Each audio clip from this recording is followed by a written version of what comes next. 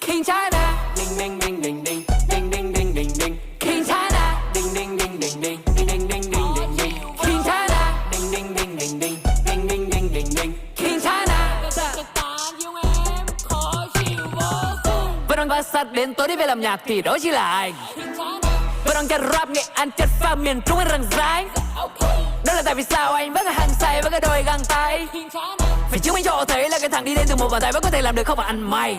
Thấy tên Adavion tươi như là ly bia ngon. Bố mẹ anh vui hơn nhất là con ơi cố nhiên đi